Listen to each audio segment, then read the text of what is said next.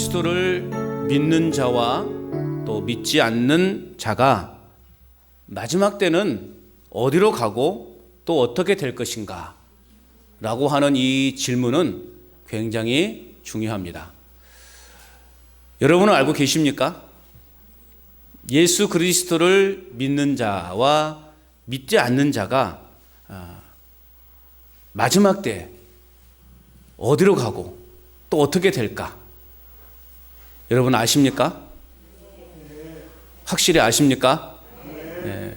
그 사실을 아니까 우리가 지금 이곳에 앉아 있는 거죠. 이 바쁜 시간에도 이렇게 앉아 있는 거죠.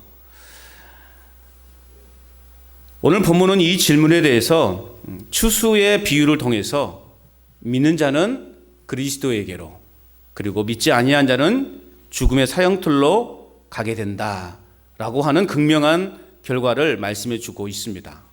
그렇기 때문에 끝까지 인내하며 믿음을 지켜 승리하는 사람들에게는 영광이 주어지지만, 그렇지 않고 끝까지 믿지 않거나 또 도중에 악에게 굴복한 사람은 영원한 형벌을 받게 될 것이다 라고 오늘 본문은 그렇게 말씀해 주고 있습니다.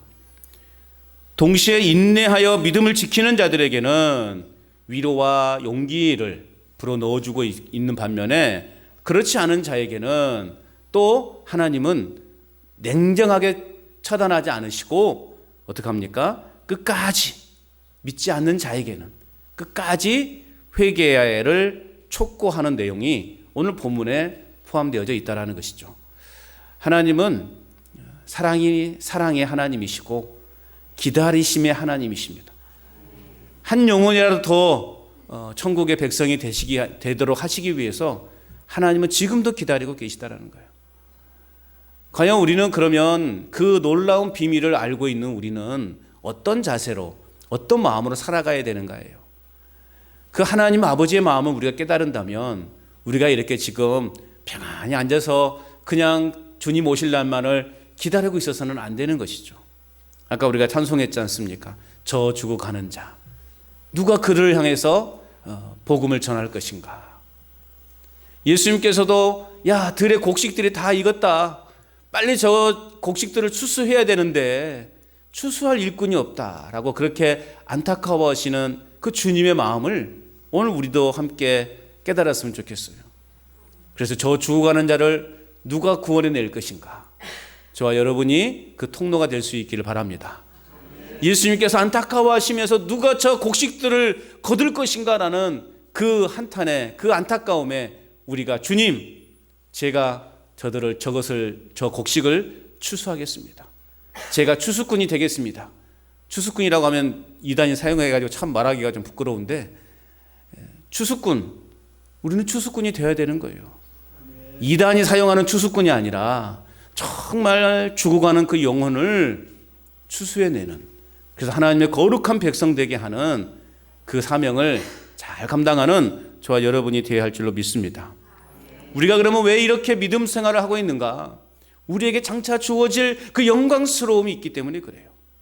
사도 바울은 세상을 떠나게 되는 시간이 가까울 때 이미 이것을 신령한 눈으로 바라보았어요. 그래서 디모데후서는 이렇게 사도 바울이 고백하고 있죠. 한번 같이 읽어볼까요? 디모데후서 4장 7절에서 8절 다 같이 읽어봅니다. 시작. 나는 선한 싸움을 싸우고 나의 달려갈 길을 마치고 믿음을 지켰으니 이제 후로는 나를 위하여 의의 면류관이 예비되었으므로 주 곧 의로우신 제파장이 그를 그날에 내게 주실 것이며 내게만 아니라 주의 나타지심을 사모하는 모든 자에게 도니라. 아멘. 보세요. 사도 바울이 나는 선한 싸움을 싸우고 나의 달려갈 길을 마쳤다. 그리고 뭘 지켰대요? 믿음을 지켰대요. 여러분, 사도 바울의 삶을 여러분 잘 아시잖아요. 얼마나 많은 고통을 겪었습니까? 죽음의 위협을 몇 번을 겪었어요. 또 강도로부터 헐벗고 굶주리고 온갖 핍박은 다 받았어요. 그럼에도 불구하고 뭘 지켰다고요? 믿음을 지켰대요. 여러분, 예수님 믿는 것 때문에 사도 바울처럼 이렇게 핍박당하고 고난당한 적 있으십니까? 물론 고난은 있었겠죠. 그러나 사도 바울처럼 내 목숨이 위태로울 정도로 그렇게 여러분 고난을, 핍박을 겪어보셨습니까? 그러진 않았을 거예요. 사도 바울은 그런 삶을 겪으면서도 불구하고 무엇을 지켰다고요? 믿음을 지켰대요. 자, 믿음을 지켰는데 사도 바울이 이렇게 그런 모진 핍박과 고난 속에서도 믿음을 지킬 수 있었던 그 이유가 뭐냐? 이제 후로는 나를 위하여 뭐가 준비되어 있기 때문에? 의의 면류관이, 할렐루야, 의의 면류관이 준비되어 있다는 사실을 사도 바울은 알았기 때문에 그는 이 온갖 핍박과 고난과 그 죽음의 위협 속에서도 그는 믿음을 지켜냈다는 거예요. 그런데요, 오늘 우리에게 희망의 메시지를 사도 바울은 또 전하고 있습니다. 이 의의 면류관은 나만 받는 것이 아니라는 거예요. 나만 받는 것이 아니라 누구도 받는 거예요? 주의 나타나심을 사모하는 나에게, 네? 주의 나타나심을 사모하는 저와 여러분에게도 동일하게 주어질 것이라는 거예요. 그래서 우리는 뭘 지켜야 된다고요? 믿음을 지켜내야 되는 것입니다. 믿음을 지켜내시길 바랍니다. 어떤 상황 속에서도 어떤 환경을 만나더라도 우리는 믿음을 지켜내야 돼요. 왜요? 의의 면류관이 우리에게 준비되어 있기 때문에. 여러분, 영광의 면류관을 소망 중에 바라보시면서 이 땅을 살아가실 동안 믿음의 인내를 통해 승리의 기쁨을 맛보시는 저와 여러분 될 수 있기를 주님의 이름으로 축원합니다. 자, 오늘 이제 본문으로 가볼까요? 14절 말씀. 자, 그런 의미를 우리가 여러분 생각하시면서 본문으로 가봅니다. 14절 말씀 같이 읽어볼게요. 시작. 또 내가 보니 흰 구름이 있고 구름 위에 인자와 같은 이가 앉으셨는데 그 머리에는 금 면류관이 있고 그 손에는 예리한 낫을 가졌더라. 자, 보니, 사도 요한이 보니 흰 구름이 있고 구름 위에 인자와 같은 이가 앉으셨다. 인자와 같으신 이는 누구일까요? 예수 그리스도를 말하는 것이죠. 그런데 그 머리에는 뭐가 있다? 금면류관이 있다는 거예요. 성육신과 부활을 통해 사단의 권세를 이기신 그리스도의 승리, 그리고 영원한 통치권을 나타내는 것입니다. 예수님은 사망의 그 음침한 골짜기에서도 사망과 그 어둠을, 그 사단의 교묘한 유혹을 넉넉히 이기시고 우리에게 부활의 소망을 주셨고, 이제 그 예수님께서는 우리 인생을 영원히 통치하시는 분으로 존재해 계신다는 것입니다. 자, 그분께서 구름 위에 앉아 계셨어요. 그 머리에는 영광의 면류관이, 금면류관이 씌어져 있었어요. 그리고 그 손에는 뭐가 들려 있습니까? 예리한 낫이 들려 있대요. 낫은 하나님의 최후의 심판을 의미합니다. 그러니까 하나님의 심판을 집행하는 자로 재림하시는 예수님께서는 마치 농부가 곡식을 이렇게 추수하듯 심판의 낫을 휘두를 것이다, 그렇게 말씀하고 있습니다. 그래서 어떻게 할까요? 알곡과 쭉정이를 구분하시는 거죠. 알곡은 곡간으로, 쭉정이는 어디에요? 불에 던져 태워버릴 것이라는 거예요. 무시무시하죠. 예수님이 예리한 낫을 가져서요, 막 다 심판하신다는 거예요. 요한계시록을 무섭다, 요한계시록은 두려운 책이다, 요한계시록은 우리가 접하기 쉽지 않은 책이다 라고 생각하는 이유가 뭘까? 그 이유에 대해서 제가 생각을 해봤는데 답은 그거예요. 우리가 요한계시록을 심판의 눈으로만 바라보기 때문에 그래요. 여러분 보세요. 주님이 예리한 낫을 들고 그것을 막 휘두르면서 심판하신대요. 얼마나 끔찍합니까? 얼마나 무섭습니까? 얼마나 두렵습니까? 그렇죠, 여러분? 그래서 요한계시록을 우리는 심판의 눈으로만 바라보기 때문에 요한계시록이 두려운 책이고 무서운 책으로 여겨지는 거예요. 또 교회는 그렇게 가르쳐요. 또 목사들은 그렇게 가르쳐요. 헌신을 요구할 때, 뭔가를 성도들에게 요구할 때, 야, 요한계시록에 보면 순종하지 않는 자는 어마어마한 심판을 받을 거야. 영원히 꺼지지 않은 불못불에 던져지게 된다. 그렇게 성도들을 위협하면서 요한계시록을 가르쳐요. 그러니까 성도들이 어떻습니까? 요한계시록은 무서운 책인 거예요. 요한계시록은 두려운 책인 거예요. 근데 여러분, 요한계시록은 결코 심판에 맞춰져 있어는 안 되는 거예요. 오늘 말씀의 의미, 오늘 이 말씀의 의미는 궁극적으로 심판에 초점이 맞춰져 있는 것이 아니라는 것을 여러분들이 인식해야 돼요. 아니, 요한계시록의 전체 내용은 그래요. 우리가 심판에만 초점을 맞춰서 요한계시록을 보면은 안 되는 거예요. 결국엔 뭡니까? 택한 백성들을 모으고 궁극적으로 그 백성들을 영원히 보호하시겠다라고 하는 의미가 담겨져 있는 것이 요한계시록인 거예요. 여러분, 우리가 낫을 사용하는 용도가 뭐죠? 낫을 왜 어떨 때 사용합니까? 뭔가를 벨 때 사용하잖아요. 낫을 가지고 밭두럭에 있는 풀을 베잖아요. 논두럭에 있는 풀을 베잖아요. 지금은 그냥 예초기로 이렇게 막 베지만은 어쨌든 낫으로 그렇게 밭두럭에 풀을 베고 논두럭에 풀을 베요. 그럼 여러분, 그 풀을 베는 목적이 뭐예요? 왜 풀을 뱁니까? 생각 안 해보셨죠? 응? 왜 풀 베지? 예? 왜 풀 베요? 깨끗이 하려고. 예. 깨끗이 하려고 베요. 단순히 깨끗이 하기 위해서 베시나요? 물론 이제 풀이 자라면서 병충해도 일어나게 되는 거죠. 여러분, 풀을 베는 목적은 단순히 깨끗하게 하기 위한 것이 아니에요. 궁극적으로는 우리가 밭두럭에 풀을 베고 논두럭에 풀을 베는 궁극적인 목적은 뭐예요? 밭작물들을 보호하기 위한 거예요. 예? 벼들을 보호하기 위한 거예요. 단순히 풀을 베는 데 목적이 있는 것이 아니라 풀을 뱀으로 인해서 밭에 심은 작물들을 내가 잘 키우기 위함이에요. 논에 심은 벼가 잘 자라게 하기 위함이에요. 여러분, 논두럭에 풀을 베지 않으면 어떤 현상이 일어날까요? 바람이 통하여 안 통해요? 바람이 안 통해서요, 벼가 다 말라 죽는데요. 모르셨어요? 평생을 농사를 짓고 살아오셨으면서 그걸 몰랐단 말이에요? 초보도 아는데, 왕초보도 아는데 말이죠. 그래서 풀을 베야 된대요.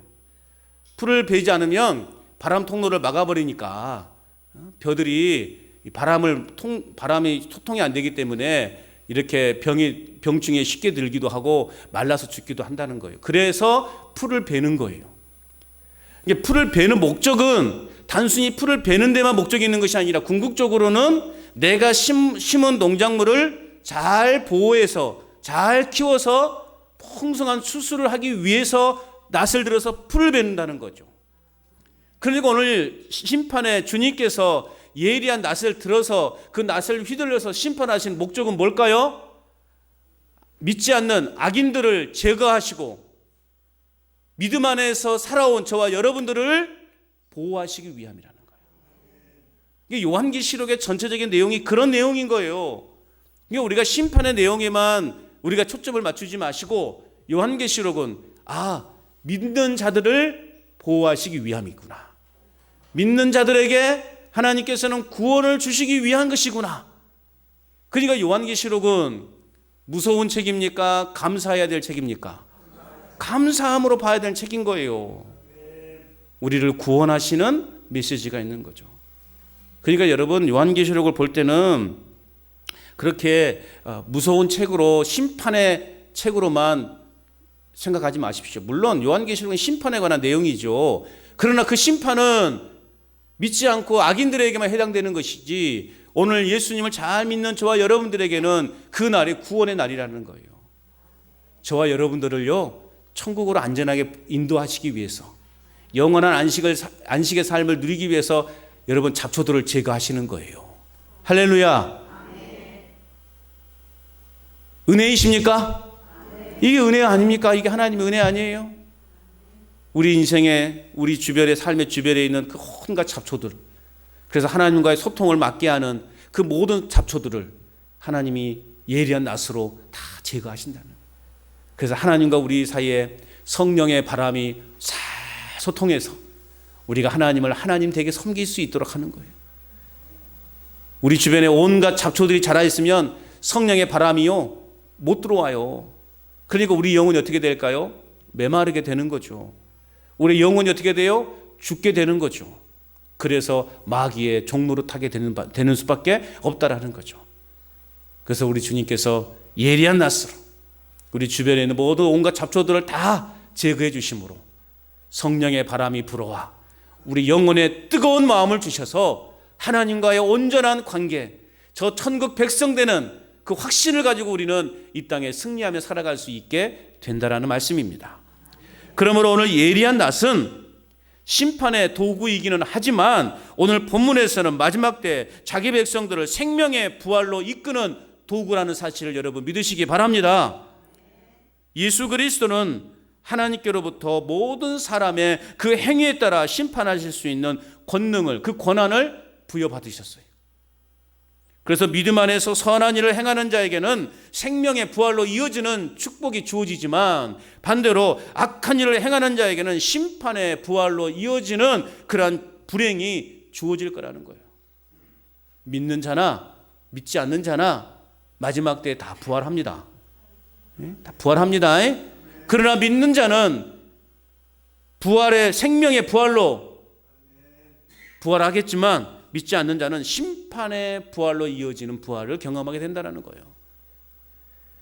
이처럼 우리의 구원이 예수 그리스도께 대한 믿음으로 말미암아 결정된다는 사실을 우리가 믿는다면 우리는 어떻게 살아가야 되는가?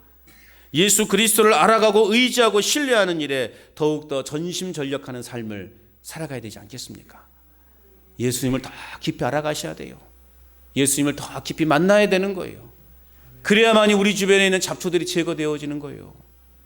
교만의 잡초, 정욕의 잡초, 욕심의 잡초, 질투의 잡초, 온갖 잡초들이 우리 주변에 얼마나 많이 자라고 있어요. 제가 농사를 이렇게 올 봄에 좀 이렇게 농사를 배우면서요, 결론을 내렸어요. 어떤 결론을 내렸냐? 나는 농사랑 맞지 않다. 나는 농사랑 맞지 않다라는 결론을 내렸어요. 한 6개월 정도 이렇게 아는 목사님과 함께 농사를 배우면서 이렇게 좀 보내왔는데요. 그분도 그러더라고요. 관 목사는 농사랑 맞지 않다고. 그래서 저도 결정을 내렸어요. 저도 농사랑 맞지 않다. 우리 주변에 이제 뭐 어른들이 농사를 이렇게 힘들어 농사 못 지어서 내놓는 분들이 많이 계시잖아요. 이제 주변에 이렇게 또 이렇게 아는 목사님들 보면 그런 논들을 이렇게 받아서 농사를 지으신 분도 있어요. 근데 제가 섣불리 이렇게 농사를 짓겠다 못하는 이유가 뭔지 아십니까? 제가 풀을 이게 깔끔하게 때에 따라서 이렇게 벨 자신이 없어가지고 내가 겨우 이 사람한테 이 논을 맡겼는데 지나가면서 보니까 논두럭에 풀이 저렇게 자랐는데도 풀도 베지 않으면 어떻게 합니까? 누굴 욕할까요? 제가 그 욕을 먹기 싫어가지고 제가 결론을 내렸어요. 나는 농사랑 맞지 않다. 그래서 나는 목회만 열심히 해야 되겠다. 이게 맞는 거지 사실은요. 목사가 목회를 열심히 해야죠. 우리 주변에요, 보이지 않는 이러한 잡초들이 얼마나 많은지 몰라요. 그 잡초를 제거하지 않으면 누가 욕을 먹을까요? 우리 주님이 욕을 먹는다고요. 어이구, 저 교회 다닌다면서, 예수 믿는다고 하면서 왜 이렇게 욕심이 많아? 왜 이렇게 맨날 저 입에서는 더러운 말만 나와? 맨 거짓말만 해? 맨 질투만 하고 시기하고 맨 싸움만 일으켜? 사람들이 그런다면 누가 욕 먹는 거예요? 우리 주님이 욕 먹는 거예요. 그런 잡초들을 빨리빨리 제거해야 돼요. 우리가 주님과 깊은 사귐이 있으면, 말씀의 깊이를 우리가 깨달으면 성령께서 우리의 그 영혼의 잡초들을 다 제거하실 줄로 믿습니다. 그래서 우리가 더욱더 주님을 알아가야 되는 거예요. 그래서 말씀을 날마다 묵상해야 되는 것이고 말씀의 깊이를 깨달아야 되는 거예요. 말씀과 더불어 우리는 하루하루를 살아가야 되는 거예요. 저만 이렇게 몸부림치고 있는 것 같아요. 우리 성도들은 그냥 삼시세끼 밥만 먹으면 되는 줄 알아요. 삼시세끼 밥만 먹는 게 되는 게 아니라 생명의 말씀도 드셔야 된다고요.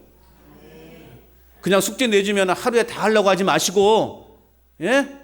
밀린 거 토요일 날 그냥 저녁에 하려고 그냥 눈 벌게 떠서 이렇게 칸 채우지 마시고 매일매일 한 구절이라도 한 장이라도 읽어가면서 그 답을 채우고 그렇게 하십시오. 그래야 여러분 영혼이 건강해지는 거죠. 그래야 우리 주변에 있는 그러한 보이지 않는 영적인 잡초들이 다 제거되어지는 것 아니겠어요? 말씀을 보면서 내가 지금 욕심의 잡초가 자라고 있구나. 내가 보면서 지금 시기와 질투가 지금 잡초가 자라고 있구나. 그걸 알게 되는 것이죠. 여러분, 주님을 더 깊이 알아가는 일에 열심을 내시길 바랍니다. 원래 심판의 도구를 가지신 예수님은 결국 우리의 삶을 통치자로 계셔서 우리의 삶 전 영역을 간섭하시고 우리를 안전한 길로 인도해 가실 줄로 믿습니다. 자, 15절 말씀 또 읽어보겠습니다. 계속해서 15절 시작. 또 다른 천사가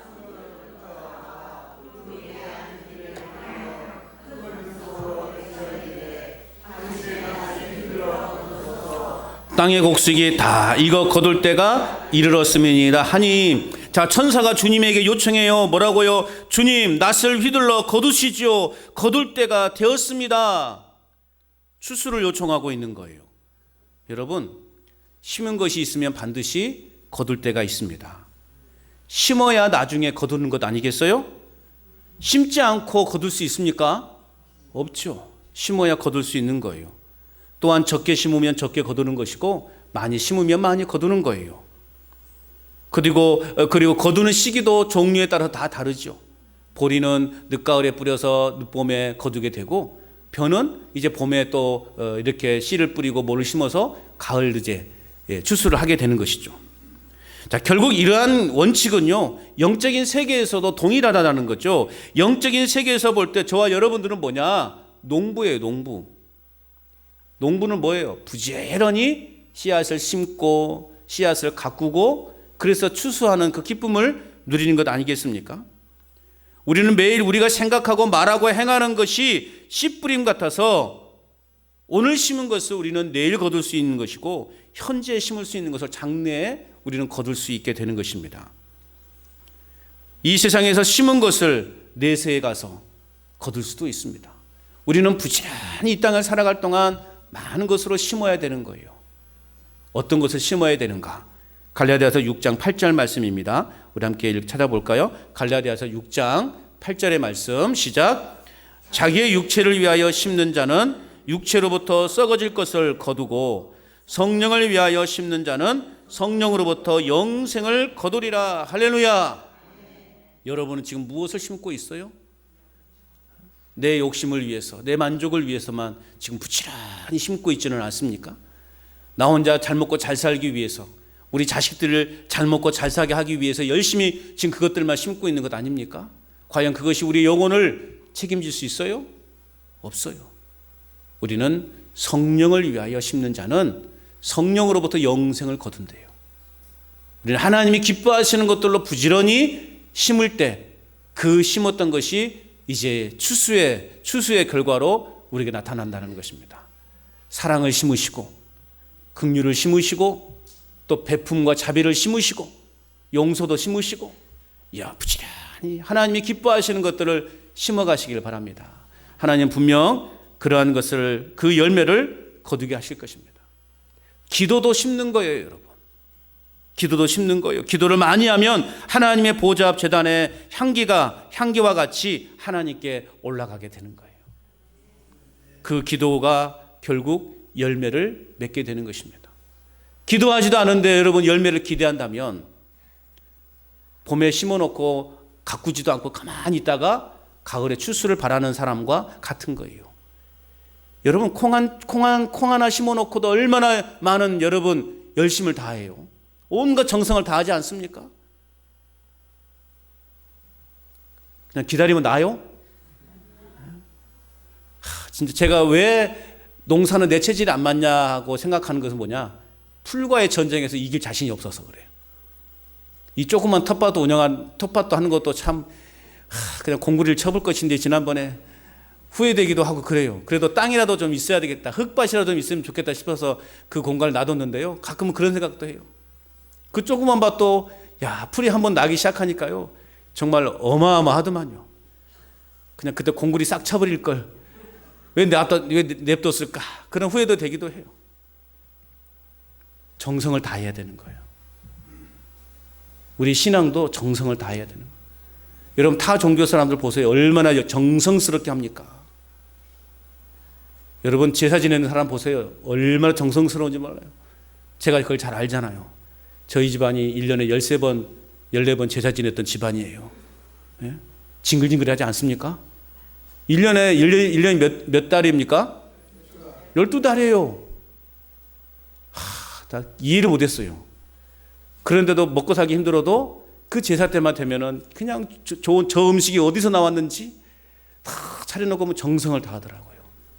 하물며 전지전능하시고 만물을 창조하신 하나님 앞에 우리가 예배하는데 정성을 다하지 않으면 안 되는 거예요. 어쨌든 우리는 최대한 많은 것으로 심어야 돼요.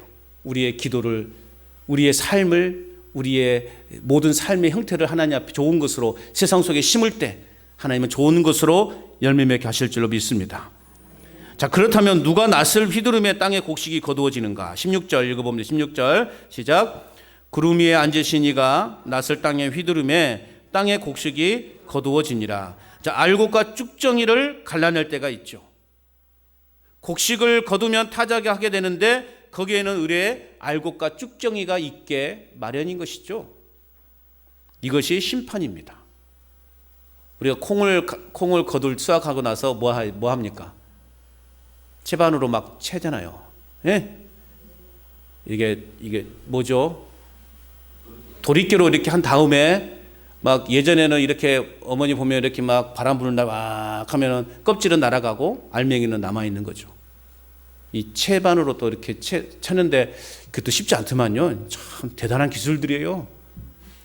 그렇게 해가지고 이제 쭉쭉정이는 다 날아가게 하고 알곡만 남게 하는 거죠. 알곡은 창고에 들이고 쭉정이는 모아서 불살라 버린다고 했죠. 지옥불에 던져진다고 했어요. 이것이 바로 심판인 것입니다. 그렇다면 이 예리한 낫을 가진 천사가 어디에서 나오는 것인가? 17절 읽어봅니다. 시작. 또 다른 천사가 하늘에 있는 성전에서 나오는데 역시 예리한 낫을 가졌더라. 자, 이 천사 역시 하늘의 성전으로부터, 즉 하나님의 보냄을 받은 천사라는 거죠. 그런데 이 천사는 14절의 인자와는 달리 악한 자들을 심판하기 위해 보냄을 받은 천사라는 것입니다. 그래서 18절 말씀 읽어봅니다. 시작. 또 불을 다스리는 다른 천사가 제단으로부터 나와 예리한 낫을 가진 자를 향하여 큰 음성으로 불러 이르되 내 예리한 낫을 휘둘러 땅의 포도송이를 거두라. 그 포도가 익었느니라 하더라. 자, 제단은 의인의 기도와 관련 지을 수 있어요. 이것은 곧 핍박을 받는 성도들의 기도가 응답되어서 그 최종적인 결과로서 하나님의 마지막 심판이 일어날 것임을 암시하고 있어요. 당시 요한계시록이 쓰여질 당시에 초대교회 성도들은 죽음을 넘나드는 그러한 상황에 있었지 않았습니까? 그러면서도 믿음을 지키고 있었어요. 예수님 믿는 것 때문에 온갖 핍박을 당했어요. 우리가 상상할 수 없는 그런 핍박을 당했습니다. 그래서 그들은 굴 속으로 들어가서 자신들의 신앙을 지켰어요. 공동체를 누리면서 신앙을 지켰어요. 자, 그런 자들에게 하나님은 사도 요한을 통해서 지금 위로의 말씀을 전해주고 있는 거예요. 기다려라. 하나님이 그러한 너희들을 핍박하고 너희들의 생명을 위협하는 저들을 처단할 것이다. 그리고 너희 영광의 나라에 너희들은 임하게 될 것이라고 하는 그런 위로의 메시지를 전하고 있는 것입니다. 포도송이를 거두라. 포도가 익었다. 라고 하는 말은, 땅의 포도송이라는 말은 이 땅의 악함을 말하는 거예요. 악한 자들을 말하는 거예요. 그러니까 악한 자들의 불신과 죄악이 이제 절정에 다다랐다는 거예요. 이제 내가 저들을 심판할 때가 왔다라는 거예요. 이는 곧 성도들의 부르짖음이 하나님께 상달되어서 최후의 심판이 임박해 있음을 말씀하고 있는 것입니다. 극에 달한 이 땅의 죄악에 심판하실 때가 임박했습니다. 이 땅에 하나님의 심판이 임박해 있습니다. 그러나 그때와 그 시는 알아요, 몰라요? 알아요? 몰라요. 안다고 말하면 이단이. 가짜인 거예요. 절대 몰라요. 아무도 몰라요. 오직 하나님 아버지만 아시는 거예요. 언제 몇 월 며칠 나온다 따라 그러면 에이 가짜야. 그냥 돌아서면 돼요. 그런데도 넘어간다니까. 그런데도 그때와 그 시는 아무도 몰라요. 그러나 그때는 임박해 있다라는 거예요. 우리는 어떤 마음가짐을 가지고 살아야 하며 또 이 마지막 때에 우리가 감당해야 될 사명이 무엇인지를 우리는 깊이 깨달아야 되는 거예요. 한 영혼이라도 구원을 얻게 하시려고 심판을 계속 유보하고 계시는, 지연시키고 계시는 그 하나님 아버지의 마음을 깨달을 수 있기를 바랍니다. 한 영혼이라도 구원하시기 위해서 하나님은 지금 당장 심판의 불을 내릴 수도 있는데 하나님은 한 영혼이라도 구원하시기 위해서 그 심판을 계속 유보하고 있어요. 지연시키고 있다는 말이에요. 그래서 한 영혼이라도 죄악에서 떠나 구원의 길로 들어설 수 있도록 오늘 저와 여러분들은 이 전도자의 사명을 감당해야 되는 것이에요. 저 죽어가는 자를 누가 구원할 수 있을까? 이사야가 고백했던 것처럼 주님, 제가 여기 있습니다. 저를 보내소서. 저와 여러분의 고백이요 결단이 되기를 축복합니다. 저 죽어가는 영혼들, 아니 우리 가족 중에 죽어가는 저 사랑하는 남편, 사랑하는 자식들, 누가 저들을 구원할 것인가요? 하나님, 제가 저들을 구원하겠습니다.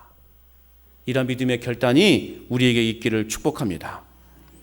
그렇다면 그렇게 해서 거둔 땅의 포도는 어디에 던져지게 되는가? 19절 말씀 읽어봅니다. 시작. 천사가 낫을 땅에 휘둘러 땅에 포도를 거두어 하나님의 진노의 큰 포도주 틀에 던짐에, 포도주 틀은 수확한 포도 열매를 넣고 발로 밟거나 앞찾기로 눌러서 포도즙을 내는 그러한 기구입니다. 당시 그리스도인들이 당했던 핍박은요, 이루 말할 수 없이 엄청난 핍박이었어요. 무참히 핍박을 당하여 많은 피를 흘려야만 했어요. 그런데 오늘 본문에서 보니까 하나님의 진노의 큰 포도주 틀에 던짐에, 즉 성도들을 무참히 핍박했던 그 피를 흘리게 했던 그 악한 자들도 하나님의 혹독한 심판을 당할 것이다 라는 것을 말씀해 주고 있어요. 그러니 여러분, 초대교회 그 숨어서 예배하고 있고 숨어서 하나님을 믿는 사람들은 이 말씀을 듣고 얼마나 여러분 위로가 되었겠냐고요. 너희들을 핍박하고 너희 동료들을 그렇게 무참히 피 흘리게 했던 저들도 똑같이 피 흘리게 될 것이라는 걸 지금 예언하고 있는 것입니다. 얼마나 그들에게 큰 위로가 되었겠어요. 우리 인생의 상황을 역전시키시는 하나님, 그리고 행한 대로 갚아주시는 그 하나님을 온전히 믿고 살아갈 수 있기를 바랍니다. 우리는 다른 사람에 대해서, 우리가 닥치는 상황에 대해서 원명하거나 불평할 그런 권한이 없는 거예요. 누군가를 정죄하고 누군가를 미워할 권한이 우리에게는 없는 거예요. 우리가 지금 욥기를 묵상하고 있지 않습니까? 그런데 욥의 친구들이 오늘 이제 욥기서의 후반부에 보면은 이제 세 친구들의 그 대답이 끝나고 마지막 엘리후라고 하는 사람이 등장하게 되어서 그 엘리후가 이제 욥에 대해서 책망하는데 뭐냐면, 야, 네가 뭔데 하나님을 네가 이 억울한 일을 당하는 재판장에 세우겠다고 하느냐? 네가 뭔데 감히 하나님에 대해서 이러라쿵 저러쿵 하느냐라고 그렇게 지금 따져 묻고 있는 거예요. 여러분, 우리 인간은 다른 사람에 대해서 평가하고 또 다른 사람을 정죄할 권한이 없는 거죠. 그러나 그 친구들은, 욥의 친구들은 욥의 사정을 알지 못하는 거예요. 욥이 하나님 앞에 범죄해서 지금 고난을 겪고 있는 것인가요? 아니에요. 하나님도 인정하실 만큼 의로운 자였어요. 이것은 하나님이 내리신 고난인 것이죠.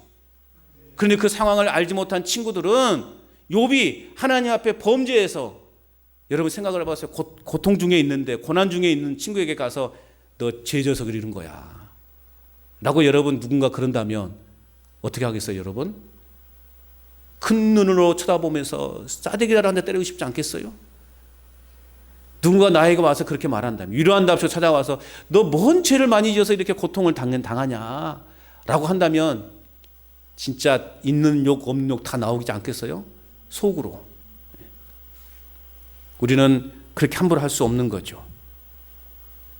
그래서 오늘 초대교회 그 고통당하는 사람들, 우리 하나님은 그들을 행한 대로 갚아주시는 하나님이신 거예요. 그래서 우리의 모든 억울함, 우리의 모든 고난의 환경을 하나님께 맡기셔야 되는 거예요. 하나님의 심판이 더딘 것처럼 느껴질 때도 있어요. 그러나 하나님이 그럴 때 일하지 않으신 분이 아니라 그럼에도 불구하고 여전히 일하시는 하나님이라는 거예요. 그래서 결국 우리의 상황을 역전시켜 주시는 하나님이심을 여러분 믿으시기 바랍니다. 자, 그렇다면 그렇게 틀에서 흘러나온 피가 어디까지 퍼져간다고 말씀하고 있는지 20절 말씀 읽어봅니다. 시작. 성 밖에서 그 틀이 밟히니 틀에서 피가 나서 말 굴레까지 닿았고 1600 스타디온에 퍼졌더라. 1600 스타디온에 퍼졌다. 1600 스타디온을 킬로미터로 여러분 환산하면 약 307km 정도가 돼요. 그러니까 구례에서 서울까지의 거리가 약 300km 정도가 돼요. 이거 아시겠죠? 피가 얼마 흘러갔는지. 이건 무엇을 말하는 것인가? 이스라엘의 북쪽에서 남쪽까지의 거리를 말하는 거예요. 그러니까 하나님의 심판이 어느 특정한 지역에만 임하는 것이 아니라 이스라엘 전체에 임하는 것이다. 더 나아가서 하나님의 심판은 온 세계 모든 민족에게 임하는 것이다 라는 것을 오늘 우리에게 말씀해 주고 있는 것이죠. 하나님의 진노의 심판을 피할 자가 있다 없다? 없다라는 것이죠. 이스라엘 온 땅이 죄로 인하여 더럽혀지고 회개하지 않자 하나님의 진노로 심판하겠다라고 하는 그런 메시지인 것입니다. 다시 말해 하나님의 심판이 그리스도 밖에서 살아가는 자들에게, 그리고 그들이 어디에 살고 있든지 한 명도 제외되지 않고 완벽하게 하나님의 심판이 이행될 것이다 라고 하는 말씀인 것입니다. 여러분, 하나님의 심판은 돌이킬 수 없는 최종적 심판입니다. 여러분, 재판을 받을 때 보면 막 1심이 있고 2심이 있고 막 있잖아요. 1심, 2심은 언제든지 그 판결이 뒤바뀔 수 있는 기회가 있어요. 내가 충분히 나의 무죄를 소명할 수 있는 어떤 증거나 자료가 있으면 내가 1심에서 비록 징역 10년을 맞았다 할지라도 내가 2심에서는 징역 2년으로 아니면 무죄로도 판결받을 수도 있어요. 그런데 최종 법정에서 결론이 내려져 버리면 어떻게 돼요? 그건 돌이킬 수 없는 거죠. 하나님의 심판이 시작되면 취소되거나 감면될 수 있는 기회가 없는 거예요. 그래서 성경을 말씀하고 있는 거예요. 지금이 은혜 받을 때요 구원의 날이로다. 지금이 은혜 받을 때요. 지금 은혜 받아야 되는 거예요. 지금 구원 받아야 되는 거예요. 하나님의 심판이 시작되는 순간 우리에겐 기회가 사라지는 거예요. 예수 그리스도의 복음을 믿는 자만이 영원한 형벌을 피할 수 없는 유일한 기름을 여러분 믿으시기 바랍니다. 그리고 이 진리를 우리는 이제 세상 속에서 당당하게 선포하며 전하는 자로 살아가야 되는 것입니다. 우리는 심판을 피할 길을 분명히 알고 있어요. 그럼에도 불구하고 아무 생각 없이 이 심판에 대해 무감각하게 우리는 지금 살아가고 있지 않은지 우리 자신들을 돌아봐야 됩니다. 그리고 복음을 깨닫지 못하고 믿지 않는 영혼들을 향해 심판을 피할 길이 있음을 담대히 알려줘야 돼요. 야, 너 거기로 가면 영원한 죽음으로 가는 거야. 지옥으로 가는 길이야. 천국 가는 길은 이쪽으로 와야 돼 라고 여러분들이 가르쳐 줘야 돼요. 하늘의 경고와 구원의 복음을 우리는 부지런히 전하는 자로 살아가야 하는 것입니다.